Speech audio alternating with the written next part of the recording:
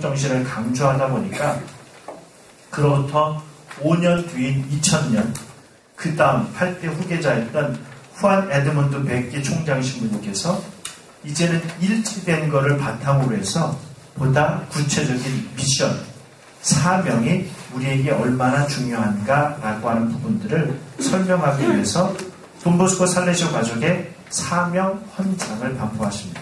이 헌장에서 우리에게 제시하는 것은 사도적 사명에 관한 살레시오 가족 모든 단체가 나아가야 할 방향과 민감성입니다. 살레시오 봉헌의 특징이 되는 헌신을 요구하고 있습니다. 라고 해서 이 사명 헌장이 일치헌장 뒤에 나와서 설명하는 가장 근본적인 이유는 다른 모든 수도에는 이미 수도 생활이라고 하는 것을 처음으로 시작하고자 하는 사람들, 즉 하느님을 만나기 위해서 공동으로 모여서 하느님을 만나는 연습들을 막 하면서 그들이 수도회로 성장을 합니다. 그런데 살레시오 수도회는 설립 배경이 일반 다른 수도회하고는 완전히 다르다고 하는 거죠.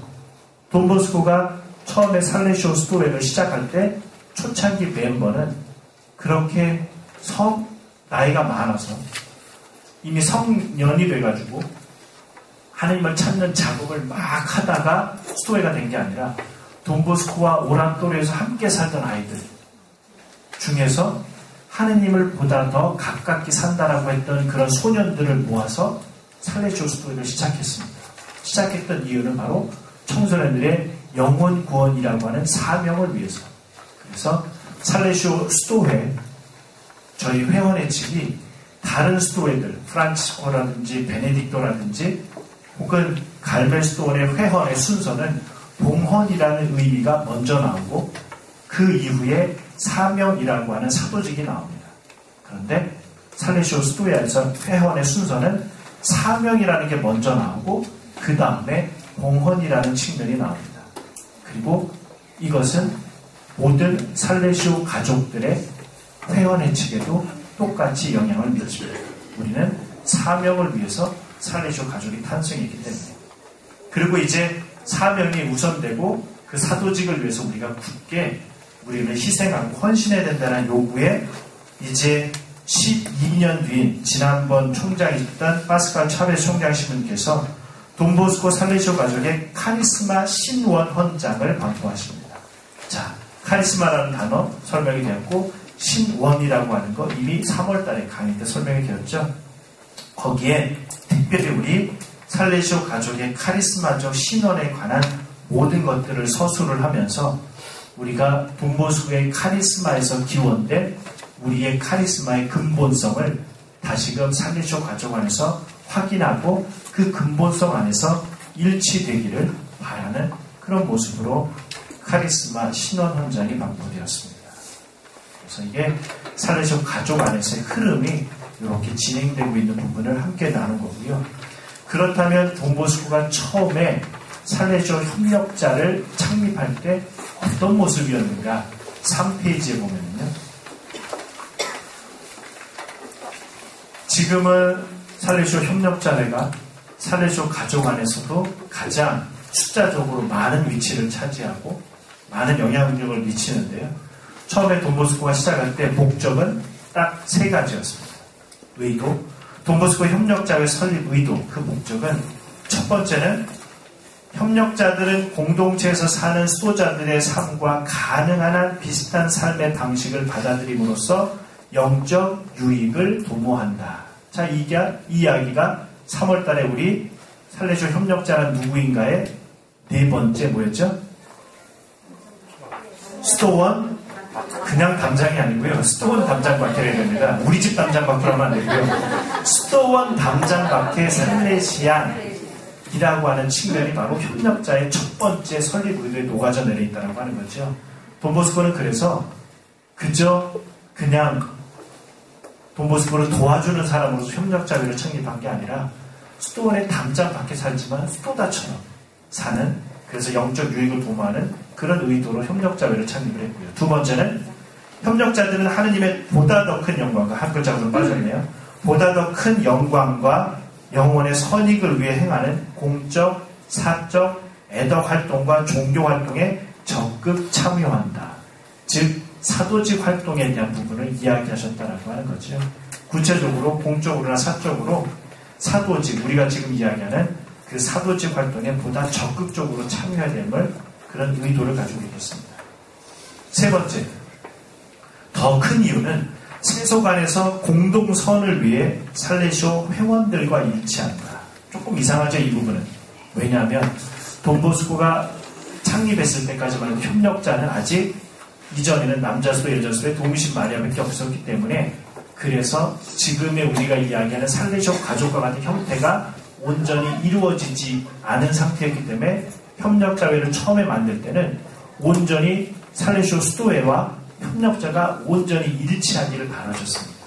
그런데 이것이 이제 2018년도 지금 현재 우리에게 다가오면서 이 세 번째, 첫 번째와 두 번째 목적은 그대로 유지하되, 세 번째는 살레시오 수도회 회원들만이 아니라 살레시오 가족과 일치하는 것으로 보다 확장 발전했다라고 하는 거죠.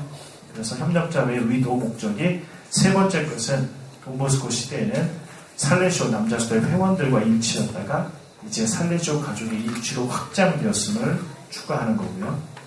그래서 초창기 살레시오 협력자의 지침은 지금은 우리가 사도직 생활계획서라고 하는 책 안에 회환과 회칙이라고 하는 부분들이 여러 조항들이 이렇게 포함이 되어 있는데, 돈보스코가 처음에 시작할 때 지침은 딱 5가지였습니다.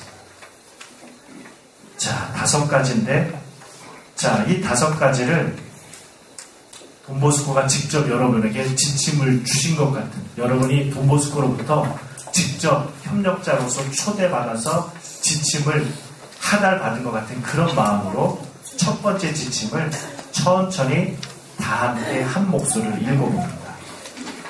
모든 협력자들은 애덕 실천으로 자신의 영적 성장 공모할 것이다. 이 아이들이 하느님께 대한 거룩한 경외 속에서 교육받는다면 위험에 처한 젊은이들의 수가 그에 비례하여 줄어들고 인간 사회가 더 낫게 바뀌며 많은 영혼이 구원을 받아 천국에 간다. 그렇죠? 돈보스코가 협력자들에게 처음에 주셨던 그 지침은 이웃들, 특히 가난하고 버림받은 아이들에 대한 애덕 실천, 그것을 통해서 우리가 영적으로 성장한다. 즉 하느님을 보다 더 친밀하고 깊게 만남으로 인해서 그 삶을 통해서 우리가 우리 주변에 있는, 우리가 속해 있는 이 사회 모습을 조금 더 하느님께로 변화시켜 나갈 것이다 라고 하는 그 모습이 바로 첫 번째 지침이었고요. 자, 두 번째 지침도 함께 읽어봅니다. 모든 협력자들은 자기 집에 가난한 아이들을 모아 가르치고 그들이 도덕적 위험에 빠질 때 조언해주며 신앙의 진리 속에서 가르침을 받을 수 있는 곳으로 그들을 인도한다. 이런 활동에 개인적으로 참여할 수 없는 협력자들은 다른 이들과 함께 할 수 있으며, 이것마저 어려운 협력자들은 이런 활동을 하는 이들을 위해 기도하거나 도움이 필요한 곳에 물질적으로 도움을 주어 보충할 수 있다. 자, 돈보스코 시대의 두 번째 지침은 아주 구체적이죠. 모든 협력자들이 자기 집에 가난한 아이들을 모아서 가르치랍니다. 이게 원칙이었어요. 수도원 담당 밖에서 협력자들이라면 자기 집에 애들을 모아서 가르치고 그들에게 윤리적으로 종교적으로 가르쳐야 되는 거였습니다. 단 그렇게 하다 보면 못하겠다고 떠날 수도 있으니까 일단은 그렇게 하되, 그것이 현실적으로 어렵다면 우리 집에서 못하면 다른 집에서 하고 있는 아이들을 위해서 가서 3, 4, 5 모여서 도움을 주면 좋겠다. 그런데 그것마저도 어려우면 기도하는 마음으로 함께 동참하고, 그러거나 혹은 물질적인 다른 도움을 통해서 하면 좋겠다라는 거죠. 근데 이 뒤에 것은 부수적인 거였습니다. 첫 번째는 협력자라면 자기 집에 애들을 모아서 가르쳐야 되는 거였어요. 그게 초창기 협력자들에게서 두 번째 지침이었습니다. 그래서 이 지침은 지금 오면서는 여러 가지 희석되지만 사도직이라는 것으로 우리에게 면밀히 남아있고, 그 사도직을 구체적으로 주도적으로 할 수 없으면은 다른 사도직에 가서 내가 함께 할 수 있고, 그것도 어려우면 기도하는 마음으로 그 사도직을 위해서 봉헌할 수 있고 여러 가지 도움을 줄 수 있습니다. 그것이 두 번째 지침이고, 첫 번째와 마찬가지로 계속해서 우리에게 이어져 내려오는 중요한 지침입니다. 세 번째도 다 함께 읽어봅니다. 모든 협력자들은 성소의 징표를 보이는 젊은이들, 특히 그 중에서도 가난한 젊은이들을 더 돕기 위해 노력할 것이다. 돈보스코가 협력자들에게 주었던 세 번째 지침은, 여러분들이 청소년을 만나다 보니까 이 친구가 성소에 싹수가 보여. 흔히 이야기하는 살레시오 수도원에서 살만해 하면 어쨌든 성소자를 발굴해서 살레시오 수도원에다 소개를 시켜주는 그런 임무가 여러분에게 주어졌다라고 하는 거죠. 이 시대에는 아직 살레시오 수녀회가 창립된 지 얼마 안 됐기 때문에 여기에는 살레시오 남자 수도의 성소에 대해서 돈보스코는 구체적으로 언급하지만, 지금 2018년도를 살아가는 현재 우리들에게 있어서 여러분들이 주변에 있는 젊은이들을 보면서 이 친구는, 물론 기본적으로 협력자에 대한 성소자를 발굴하는 건 당연하지만, 우리 스스로 멋진 젊은이들을 보거나 괜찮은 청년들을 보면 이 친구를 살레시오 수도의 성소자로 초대해야겠구나 라고 하는 그런 구체적인 여러분들의 마음과 실천이 필요하고, 또 참한 아가씨를 보면 요 살레시오 수녀회에 보내겠다, 그리고 구체적으로 그렇게 소개도 하고 하는 그런 모습이 협력자에게 구체적으로 요구된다라고 하는 거죠. 이것이 돈보스코가 초창기 협력자에게 주었던 지침 중에 세 번째입니다. 자, 네 번째도 같이 합니다. 모든 협력자들 로마 교황과 그의 최고 권위에 반대되는 말이나 행동을 예방하는데 가장 큰 주의를 기울일 것이다. 자, 돈보스코 시대 또리노에는 왈도파라고 하는 개신교 집단이 있었습니다. 지금도 그 왈도파가 또리노에 있고, 교황 프란치스코께서 작년 초에 또리노에 있는 이 왈도파 교회에 갔고, 이 왈도파 교회의 수장 목사님은 지금 여성입니다. 그리고 어쨌든 가톨릭이 그 전에 왈도파에 대해서 흔히 우리가 이야기하는 마녀 사냥이라든지 이런 거를 통해서 박해했던 것에 대해서 진심으로 용서를 청합니다 라고서 그 최고 그 목사님께 용서를 청했을 때, 그 목사님께서는 어쨌든 로마에서 나온 그 신문에 의하면 조금은 아쉽지만 그 용서를 받는다라고 하는 구체적인 말씀은 안 하셨고요. 그것은 정확하게 가톨릭의 잘못이었습니다 라고까지만 이야기를 했습니다. 그래서 그 이후도 아직까지 또리노에 있는 그 왈도파와 개신교와의 그런 것들이 조금은 아직도 애매한 부분이 남아있는데, 어쨌든 돈보스코 시대에도 또리노에 있는 이 왈도파 교회의 강세, 왈도파 교회는 그 가톨릭, 반가톨릭이고 반교황주의이기 때문에 반교황적인 그 액션들을 막 취했고, 거기에 따라서 돈보스코께서도 구체적으로 그 모습 안에 교황님에 대한 그런 최고 권위, 즉 예수님의 지상 대리자로서의 교황님에 대한 순명, 이것을 협력자들에게 강조했다라고 하는 거죠. 그래서 여러분들이 혹시 로마 성지순례를 다녀오신 분들 중에 베드로 성전에 가면 돈보스코 상이 있습니다. 보셨나요? 살레시오 협력자로서, 그리고 협력자가 되실 분들로서 로마 성지순례를 가셨을 때 베드로 성당에 가면 돈보스코 상이 있습니다. 그런데 이 가톨릭 수도회 안에서 예수회하고 살레시오회가 나름 자신들이 가톨릭 교회에 혁혁한 공헌을 한다라고 자부하는 큰 두 수도회 중에 하나가 예수회와 살레시오입니다. 근데 예수회는 저희 살레시오보다 수백 년 전에 수도회가 창립됐음에도 불구하고 창립자인 이냐시오 성인이 아직 베드로 성전 안에 동상이 없습니다. 우리끼리 얘기해요. 또 중간에 또 어디 서강대 가가지고 아는 그 예수 신부님에게 우리 살레시오 정재진 신부님이 그러는데 뭐 여러분들은 창립자가 아직도 베드로 성당에 못 들어갔는데 그런 얘기를 하지 마시고. 그래서 예수의 신부님들이 농담으로 저희 살레시오 이야기합니다. 우리가 이야기하는 교황님에 대한 온전한 순명.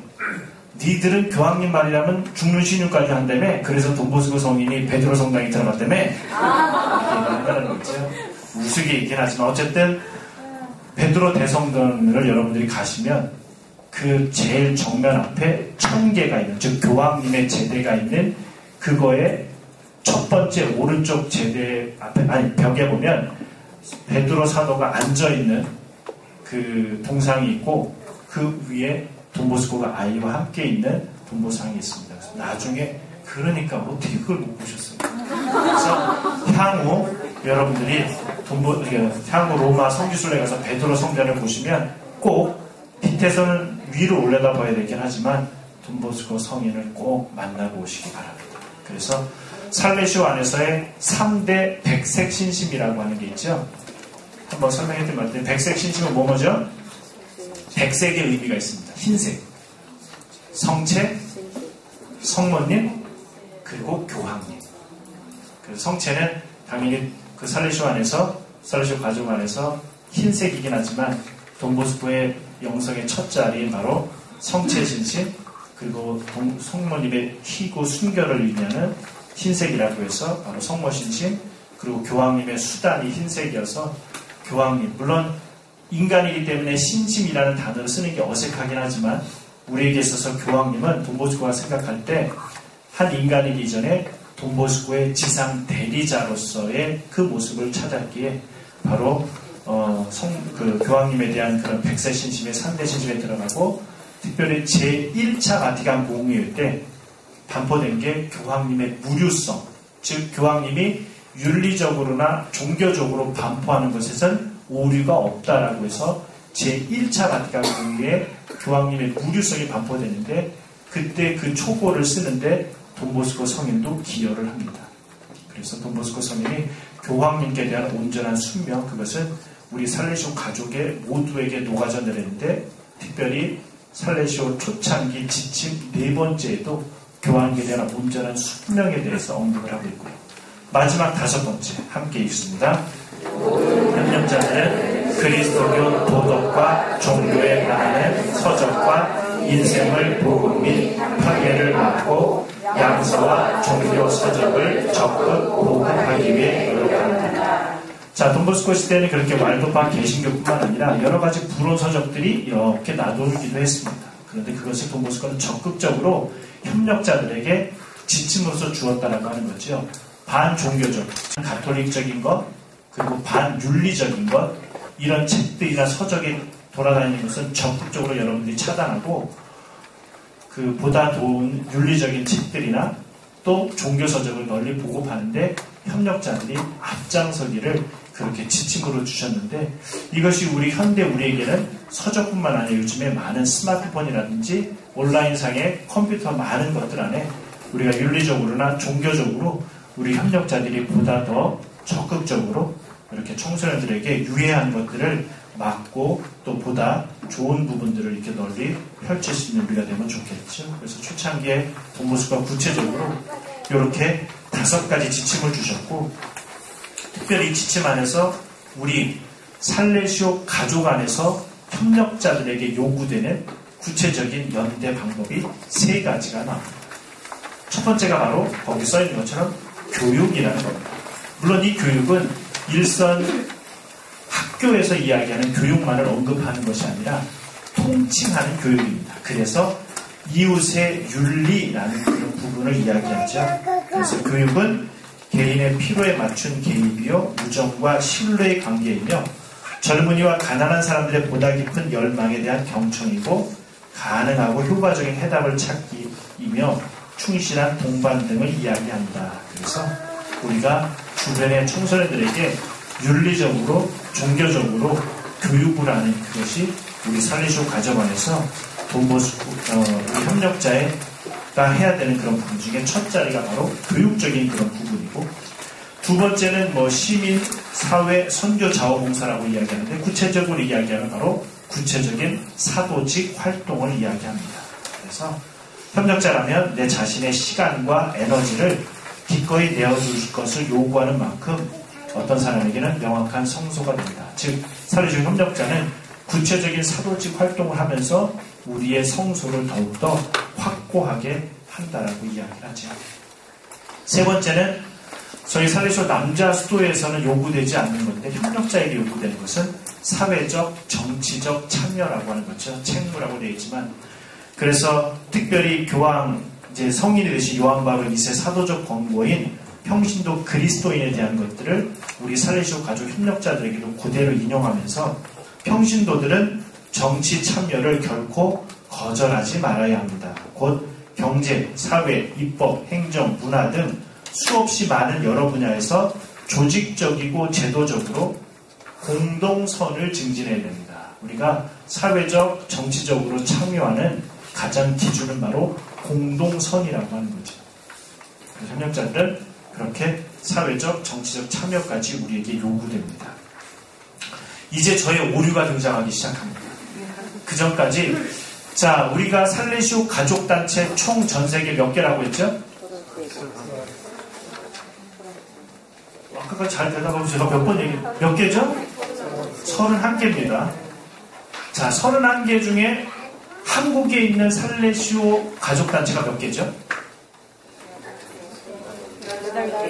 그 전에 제가 7개라고 자신있게 얘기했습니다. 근데 왜 8개인지 여러분들이 그 답을 다국에 있습니다. 아니요, 까리타스는 이미 제가 항상 7개 할 때 했어요. 도우미신 마리아 딸 동문회. 그렇죠. 그 전에 제가 살레시오, 한국에 있는 살레시오 가족단체를 7개라고 설명할 때는 어떻게 설명했냐면 살레시오 남자 수도회, 여자 수도회, 협력자, 아드마, 까리타스 수녀회, VDV, 여자 재속회, 그 다음에 동문회라고 통칭해서 했는데 엄연히 보니까 가족단체 안에 살레시오 남자 수도회에 속해 있는 동문회와 살레시오 여자 수도회에 속해 있는 동문회가 완전히 분리 독립된 가족단체로 등록이 되어 있습니다. 그래서 정정하면 한국에는 살레시오 가족단체가 몇 개 있습니까? 8개 있습니다. 이제 예전처럼 7개라고 그러시면 안 돼요. 제가 틀린 겁니다. 살레시오 한국에는 살레시오 가족단체 31개 중에 8개가 있습니다. 그리고 뒤로 넘어가시면 2년 전에 마지막으로 살레시오 가족에 속한 앙헬 페르난데스 아르티네 총장이신분께서 살레시오 가족의 31번째로 초대받은 데가 바로 나자렛의 마리아 관상 형제의 회라고 하는 단체를 이제 2년 전에 살레시오 가족을 초대했고요. 요 순서는 제가 그냥 마음대로 정한 게 아니라 살레시오 가족 단체명의 순서를 그대로 제가 옮겨놓은 겁니다. 그래서 보면 창립 순서로 보면 1번이 성 프란치스코 살레시오 남자 수도회, 그 다음에 아드마 살레시오 수녀회 협력자가 4번째인데 살레시오 가족을 공식적으로 31개를 리스트로 쭉 세면 협력자가 몇 번째요? 3번째입니다. 그래서 이거는 설립 연도와는 상관없이 살레시오 가족을 지칭할 때 살레시오 협력자가 3번이고요. 자, 그리고 이제 마지막 설명인데요. 9번 살레시오 가족 공식 승인 요건. 그전에는 제가 백기 신부님께서 즉 95년도에 일치 현장에 나와 있는 백기 총장 신부님께서 말씀하셨던 그런 부분을 이야기하면서 살레시오 가족으로 들어오기 위해 공식 요건 4가지를 설명을 했습니다. 그런데 사실 파스칼 차베스 총장 신부님께서 돈보스코의 살레시오 가족의 카리스마 신원 헌장을 최근에 발표하시면서 거기에는 5가지로 이렇게 설명을 하십니다. 그래서 그 5가지를 써놓으셨는데 그 전에 혹시 제가 설명한 걸로 기억하는데 이 5가지 중에 파스칼 차베스 총장 신부께서 추가한 게 몇 번째인 것 같아요? 적당히 찍지 마시고요.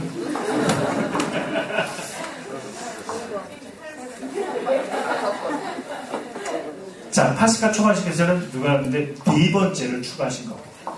4번째. 그래서 다시 한번 설명을 드리면요. 첫 번째는 그 공식 기간은 똑같습니다. 살레시오 가족 공식 승인 요건 요 5가지를 지키고 있는 희망하는 단체들은 살레시오 총장 신부님에게 저희가 살레시오 가족의 일원으로서 가족으로 받아들여 주시길 바랍니다라고 공식적으로 청원을 하면 총장 신부님과 그 총평회는 살레시오 신부님이나 수사님 한 분을 정해서 그 가족단체가 희망하는 그곳에 10년 동안 최소입니다. 최소 10년 동안 요 5가지를 잘 하고 있는가를 봐서 중간중간 계속 보고를 하고 최소 10년이 지났을 때 그때 총장심과 총평회가 10년 동안 보니까 살레시오 가족으로 들어올 수 있는 자격이 충분합니다.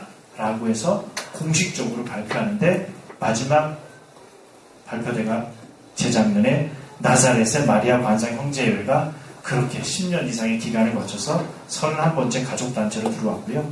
첫 번째는 살레시오 성소의 동참입니다. 제목은. 즉 돈보스코의 인간적이고 카리스마적 체험에 동참한다.